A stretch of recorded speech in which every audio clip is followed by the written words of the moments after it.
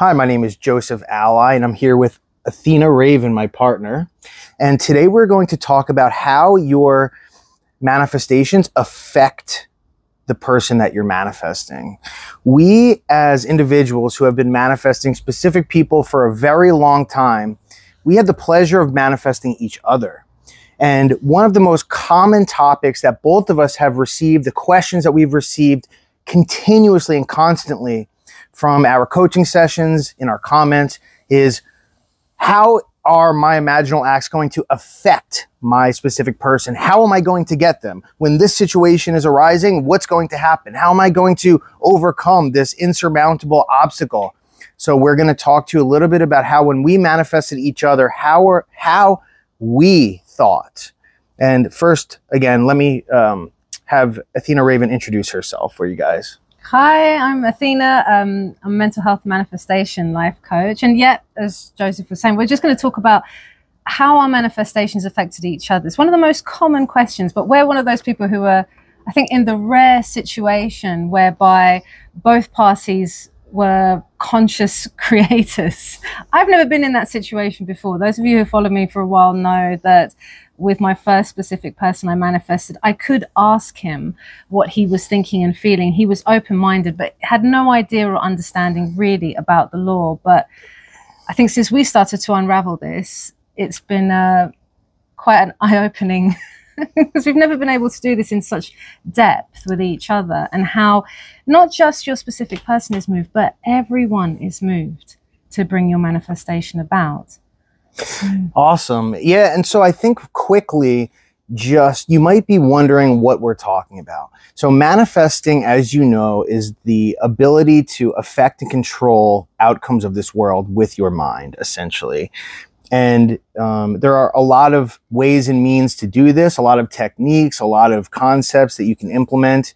But ultimately, the way that reality works is as follows, briefly, and then we can break it down from here, which is the world that you see outside right now is the totality of all of your manifestations. So in other words, everything you've ever experienced, everything you're experiencing now, and everything you will experience is your creation. So that means that either by means of an imaginal act, meaning a visualization or an inner conversation or scripting or some sort of concrete decision that you make, the world outside will be moved in order to get you what you've imagined. And this happens in discrete actions, meaning if I imagine to be in a relationship with Athena Raven, then what will happen is the awareness or God takes the current snapshot of reality and then makes a master plan from now, from the perspective of now, until we are together. And that master plan will be executed. And how does that happen? It happens through discrete impulses. Thoughts will be given, feelings, which lead to actions, which lead to events. And those events stack up together and lead to the fulfillment, which is the ultimate thing that you've imagined. And that's essentially, broadly, when you look at your manifestations that have happened, you would say, well, the world outside, I didn't manifest anything before. You have, and it just happens in a natural way. So what we had the honor of doing was interviewing each other and asking each other what it was that we were thinking. So the interesting thing, though, to start with is, in a lot of people's cases, they're imagining just being married to a specific person. And I've done this before. Whereas I've imagined being with a person before, imagined being in a relationship before. But in this case, what I did differently was I wrote down a list. The list was a list of characteristics of my wife and my ideal relationship. So on the top of this list that I wrote down, literally, it was an actual physical list. I wrote down wife. And then underneath, I wrote characteristics of that wife. And so physical characteristics, emotional characteristics together, a lot of things related to, we have perfect compatibility. We have perfect communication. We grow perfectly together. All the different aspects of what I thought would constitute a perfect relationship, a perfect wife, a perfect relationship to myself. And that was almost 5 years ago. And interestingly enough, a lot of things happened in the interim. And starting almost immediately after I wrote that list, we've come to realize how the world was moved, how Athena was moved in order to fulfill her role as my wife.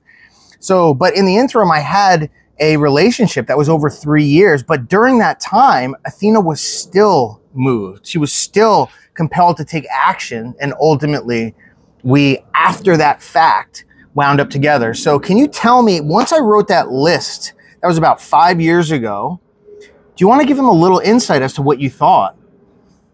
Like, what happened? As soon as you wrote that list, right, so we calculated roughly around the time that he wrote the list is immediate. Movement is immediate. This is what I always say to people, even though it might not be obvious, even though you're not going to see all the moving pieces of the puzzle coming together to bring your manifestation about, everything is moving instantly. So around that time, we'll never know if it was exact. Your video comes up on my screen as I'm listening to Neville Goddard lectures, as I'm doing the dishes, for example, which then moved me to have that kind of inspired, he's cute, you know, I wonder what it would be like. I guess I even planted my own seed then at that moment, doing imaginal acts whilst doing the dishes. So I was in trance and impressed something within myself without even realizing it. But how specifically your list made me conform, because I conformed to his list. There was numerous little things. There's probably so much more that we don't even realize. Gotta be. I was already in a relationship. So the pieces of the puzzle everything had to transpire for that relationship to break down with my current partner at the time. I started to do, it was even little crazy things. Like those of you who know my earlier videos, I always wore extensions. I always preferred to have longer hair and stuff. And suddenly I stopped wearing my extensions because on his list it was, what was it? Yeah, it was short, dark hair. Short, dark hair. Yeah, which is amazing. There you go. Like, it's like really random little things that you just wouldn't even think of. And it was very important. Obviously, you said wife, so it had to be someone who's open to marriage. Now, for those of you who are like, oh, my specific person or my love, like they're really stubborn. They said they never want a relationship. They said they never want to settle down. They said they never want kids. Yeah. I was very much like that for 40 years of my life. I was adamant that I was not going to settle down, especially like with marriage and stuff. No way, kids, no way. It was just always my thing. I couldn't see it happening. And suddenly, I think it was in the last year before meeting Joseph that I started to change my mind about it. And I actually started to have these thoughts like, you know what, the next one is going to be the one. And you know what, I think I can settle down. And I like, really bizarre. But you see, it was so natural. I thought they were my own thoughts. I thought it was all coming from me. I had control. This whole thing about free will. But it was all influenced by him. I can't remember what other things were there that you said? I think that one is the craziest one because with regards to marriage, because you consider how many people message me, how many people in coaching sessions with me say, well, they say they don't want to get married. Like what? That is an astonishing, that is insane in order to think of someone change, because that's a really strong life decision right there. And so if you take that into consideration, right? So for 40 years, literally 40 years, you did not want to get married. It was a concrete thing. I have talked to her friends. They are surprised. They were shocked. They are still shocked that she has even mentioned that anything has come out of her mouth related to marriage. I'm not kidding. Yeah. That is how firm of a concrete decision that she had made in her mind. She will not get married. And what? So consider that. Consider how insane. And now in her mind, what were the thoughts that arose in your mind? Like, do you remember the first time specifically? Or was it literally just like, the next one? Was it like because the last relationship sucked at the end that you decided that? Because all that plays a perfect factor. It does play a perfect factor. My relationship with him had to end in such a way that, I don't know, that suddenly I was kind of afraid. I was fed up, essentially, of the dating game. And then it also had to transpire that year that, you know, I had broken up with my ex, and then it was about, a year and a half before I met you then following that. And, you know, I went on the dating apps and it was an absolute failure. It was such a nightmare, actually, because I'd been on dating apps before in the past. I don't know if it changed or gotten harder or what, but it was just horrific. It was the worst experience. And I think maybe that played a part too, because it made me more solid in my decision that, you know what, the next one is going to be the one. I'm sort of done with this whole dating game. Grass is not greener on the other side and all of this business. So it had to be horrific. This is why I say bad things or negative circumstances will happen, but they're all important. They all play an integral role in your bridge of events. So let me ask you another question. You emailed me about 4.5 years ago. Oh, yeah. Right? So there's two parts, and we can briefly touch upon them before we shut this down for this one. But the first one is your initial email to me. And then what I wanted to talk about next is when you messaged me. So if you can quickly talk about that and give them an idea. And were the thoughts that you had any different from your regular thoughts? Because I think that's an important thing. People often think that they're going to be able to tell when something is happening. You know, it's so natural. You do not. That's why I say to people, you know, some people are like, oh, that's so natural. That would have happened anyway. You had to take action. It's not a manifestation. My last video, I do a bit of not even my last one before that is a bit of a rant about it, because you will not know as well. And if you're going to be moved into action, you're going to be moved into action, whether you're the one who takes the first move, you make the first move, or someone else does. So I was moved to send Joseph an email. Now, I've never done that. I've never contacted other coaches or anyone before in my life. Anyone I've seen on social media, just there's not the kind of thing that I do. Yet for some reason, seeing his video, really kind of liking him, I guess, doing that imaginal act whilst I was doing the dishes. And then I end up emailing you some strange, I couldn't even remember, to be honest, after I did it, I couldn't even remember that I had emailed him after a while, because when we started talking, you know, however many years after that, I was kind of like, I think I emailed you, but I can't remember if I did. It might have been a dream.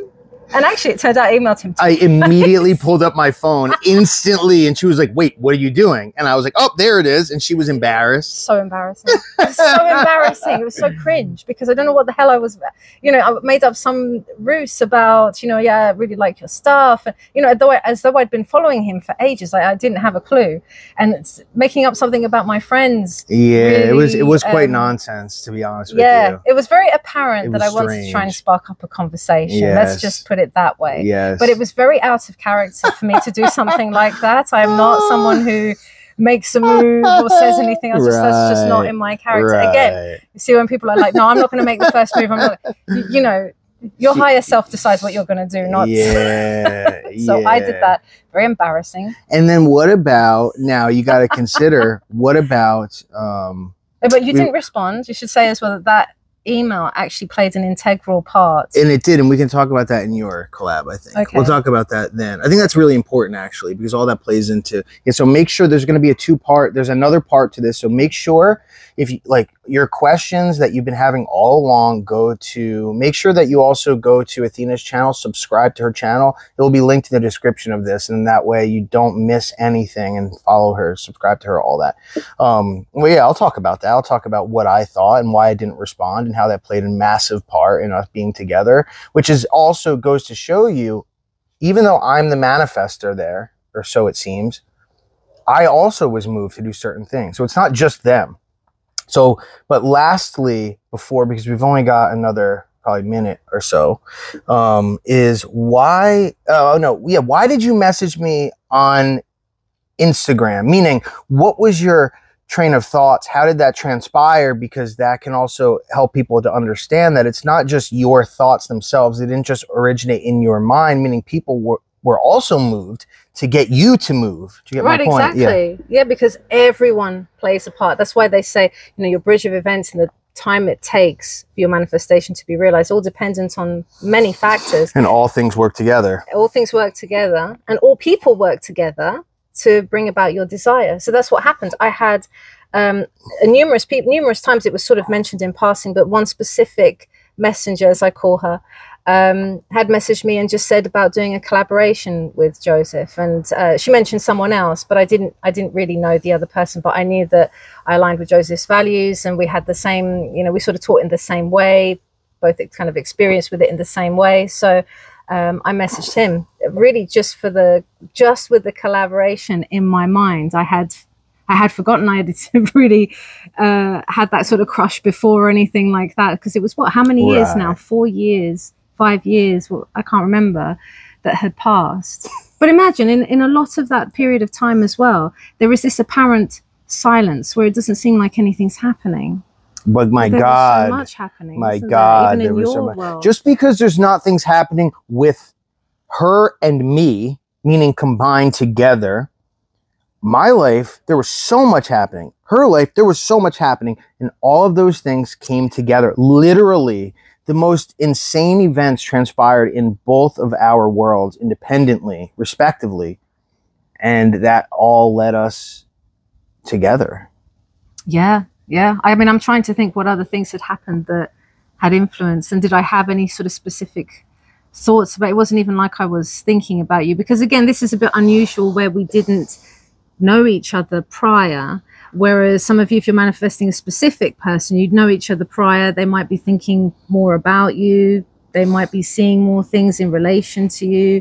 Even so, though, so here's the thing. You're absolutely right. See, the thing is you knew who I was. I just didn't know who you were. So say you were manifesting me, or say you did imagine, because you did when you were standing at the sink, you imagined having gotten to know me, at the very least. So even with that said, so therefore we would say that you planted a seed. You impressed your subconscious. Yet, from that moment, until years later when you were compelled to message me, you did not have a single thought about me, likely. Maybe you saw a video once or twice, but you never would have had any sort of thought thinking, I'm manifesting him, I need him, when's the movement going to happen? None of that. And yet, something is keeping track. Something is moving the pieces, and it ain't me. It ain't you. I didn't think about you. Actually, I didn't really see any of your videos till Isn't that interesting? After that as well. They just stopped appearing. So it was like you had completely vanished out of my world and my awareness. So people who were worried about, oh, but I'm not consciously thinking about the person, doing techniques for the person, affirming to manifest this person, doesn't matter. I mean, I matters not. Completely forgot I'd even emailed you. It was just so funny. And when I get a good scene, I'm done. I know I'm done. I've ordered, and that's it. You just live your life. Right. And essentially, I think the moral of the story is that she will be moved. She will be moved in a perfect way. I will be moved in a perfect way. I don't have to keep tabs. I don't have to worry, am I going to be moved? That has no weight at all on whether or not I'm going to get my manifestation. As long as you do the work initially, that's it. You will think the thoughts. I will think the thoughts. You won't know exactly what thoughts will be thought. Sounds like a tongue twister. But anyway, listen. So that is essentially some basic concepts and ideas. Now, keep in mind, to summarize, you imagine this thing. Something smarter and more powerful than me is going to be making the moves. And you've got to consider the thoughts that best worked with her, meaning something compelled her to send the email, and then something compelled her to write that message to me on Instagram, which sparked our relationship. And that had to work perfectly with her. Now, if I was the one planning the actual thoughts, I would butcher it. I don't know the inside of her mind. I don't know what would work best for her to take certain actions. But what's interesting, if you think about it, is something does. And that thing is her awareness. And her awareness is the same awareness that's my awareness. Point being is, you imagine the imaginal act, and awareness or God creates the master plan that will perfectly compel her to take those actions, and me to take actions I'm not even aware of, probably. And a bridge unfolds. Impulses that are fed into her subconscious mind convert into thoughts, and then emotions, and then actions, and then events, and events stack into the bridge of events, and that leads to the manifestation. So listen, subscribe to this channel if you want to learn how to manifest whatever you want in a systematic way. Stay tuned for the next video. Go to her channel, Athena Raven's channel, to watch the next video. It's in the description, and we're going to talk about part 2 of this. So you want to say anything? No, I think that's it. Thank you so much. Catch you in the next video. Yes. See you then. See you.